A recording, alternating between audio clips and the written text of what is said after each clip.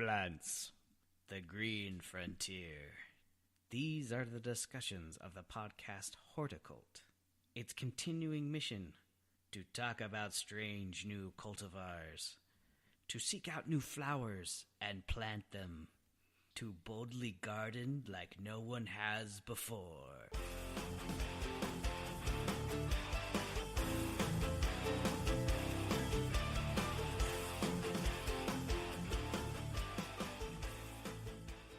What's up, everybody? This is Blaine from the Horticult. Thanks for finding us on the interwebs. So this is episode number 62, Anthony Davis. He is a landscaper for over 20 years. He runs his own company out of West Jordan. We just got to sit down and talk with him with stuff he likes to do, things that his business does well, tons of information about water features and how to keep different kind of trees to use. I mean, just fun things to do for your yard that you can. He does Christmas trees. He knows his plant material. I mean, he does above and beyond what you need to do as a landscape owner and operator. So thank you to Soraya for giving us a recommendation to give him a call.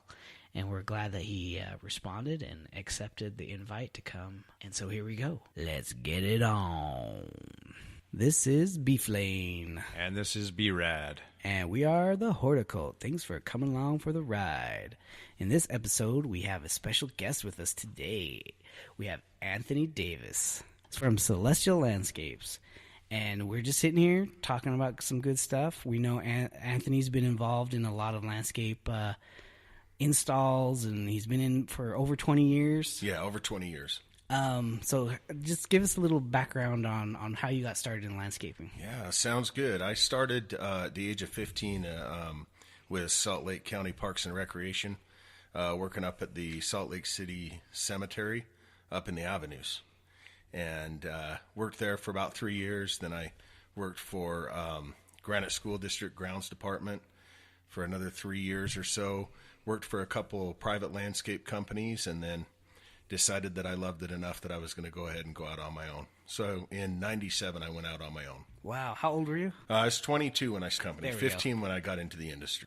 Did they ever have you work the night shift in the cemetery? I tried to. I wanted to work the graveyard shift in the graveyard, right, if you will. Yeah. But I was mostly a caretaker and take care of the watering and little projects like sod and things like that, and just keeping the grounds nice. And I loved it up there. It was nice. Mm-hmm. Really a beautiful setting. See, that's pretty cool because we both got experience and time, I guess you will, with the state and stuff, and then you started with the city. So yeah. It's Salt Lake County, I guess. Salt Lake County Parks and Rec. That's who, at that time at least, probably still the same, is who was over the Salt Lake City Cemetery up there in the Avenues. Very big cemetery. It's huge. Yeah, how many acres? I can't remember how many acres, but I had a huge area that I had to take care of. Yeah. And back in those days, it was fun. The sprinkler system was not automated. And I was dragging these 100-foot hoses, and these big rainbirds and spiking them down into the ground and keeping the grass green. And then you'd have to, let them water for a little while and then move them along and things like that. So when you started your own company, here I'm thinking you weren't a contractor yet. Right. So what did you do, maintenance?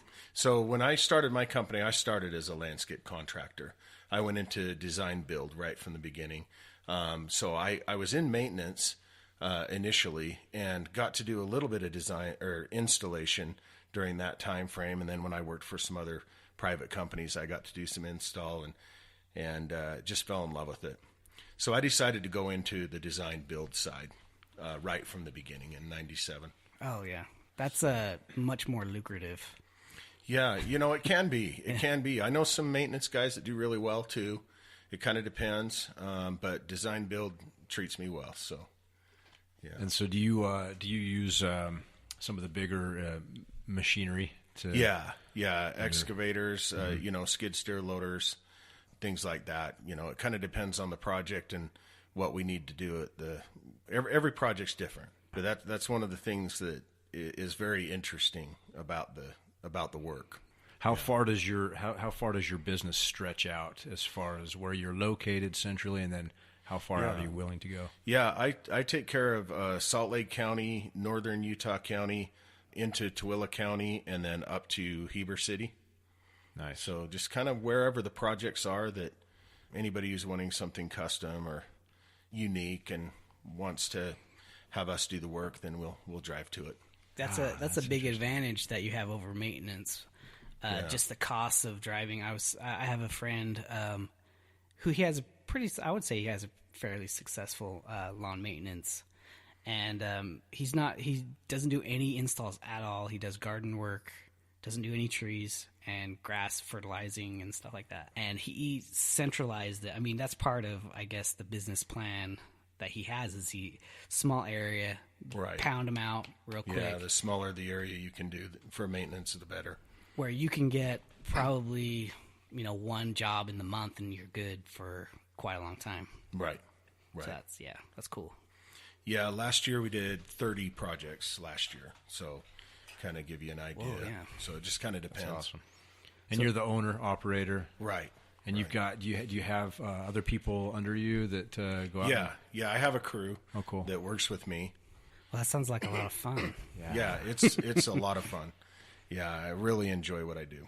So if you had to narrow one specific thing in your realm of expertise that you do exceptionally well, what is that one thing that you could choose? Well, some say that waterfalls are one of our forte. It's one of our things, kind of our specialties, and then also planting design and specification for unique plant materials and designs and things like that. So, pick the plant material for your designs, or do you have someone else do that? Yeah, I do. So you do the designs too? Yeah. Okay, so where'd you get your design background? You started doing it? Just pretty much just on site, working man's PhD, if you will. Just a lot of years in the business. And I did a little studying through Salt Lake Community College in their horticulture program, and then I became a certified arborist and a Utah certified nursery professional. And then there's another certification called Qualified Water Efficient Landscaper. It's a Quell program.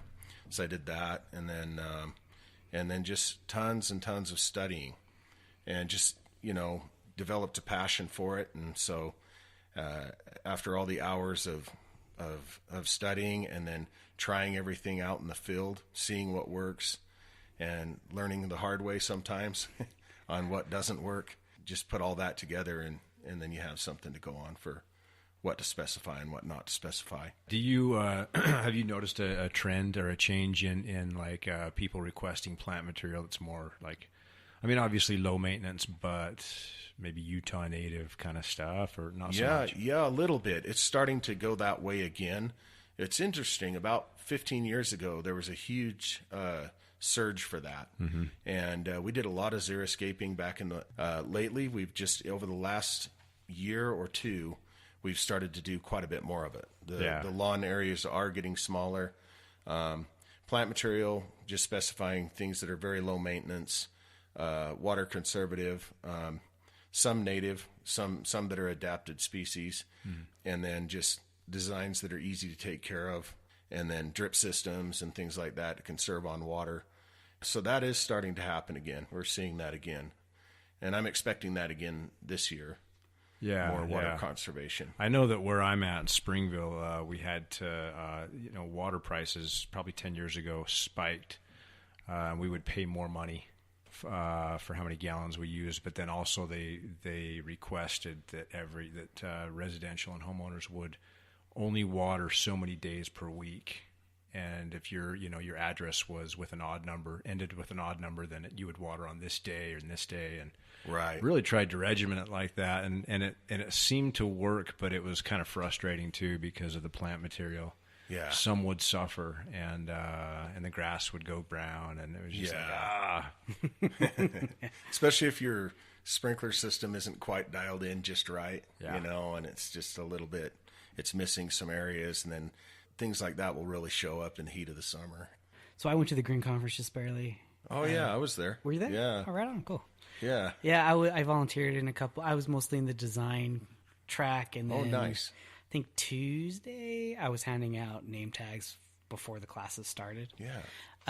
But anyway, they talked about rebates. Oh, yeah. Mm-hmm. So you getting in on those rebates and stuff? Some of the clients are. We're starting to look into that too, so we can offer more of that this year. And we've been installing some of these smart controllers, and that's helping people to get rebates. And then also anything that's drip zone related and some of those products. And, if you can show that that's been paid for and installed and things like that, the client can submit for a rebate and save a few $100, and it's nice, it's just a little incentive to try to encourage people to do things. And yeah, so we've done that before. That's cool. Because the program of I guess it's the Jordan Valley Water Conservancy, and they do Right. the local scape stuff, and you probably know all about that. Yeah, Localscapes is awesome. Yeah, they've done a really nice job. They've continued to come out with great information, and so I enjoy watching what they're doing too. What kind of yard do you have? I have basically water conservative yard, and I have a lot of trees in my yard. I don't have a very big yard. I have native plants in my yard. I have pinyon pine, nice. and then I have other things too. I have like a deodara cedar, like a Himalayan cedar. I've got, I've just kind of got a mix of a variety of different things. I've got a really pretty Arizona cypress that I'm cool. successfully growing right now, and I'm really proud of that.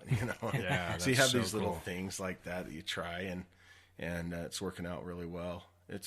They zone it at a 6, and I think I'm right on the border of 5.6, my elevation and things like that, but I think it's hardier than that. Well, and in the right location too, Yeah. like maybe south facing or southwest facing anyway, near concrete.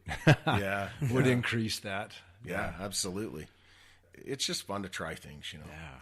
But that is a beautiful tree if you want to try something unique that's an evergreen. I love conifers. Yeah. So and part of it's because we're here in Utah, and you extend that color throughout the whole year and get to enjoy it. And Yeah, I used to have a deodar.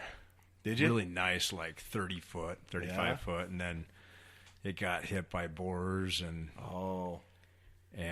one branch would die back, and then another one would die back, and pretty soon the tip died out, and I'm just okay, game over. Yeah. Just cutting it out. Yeah.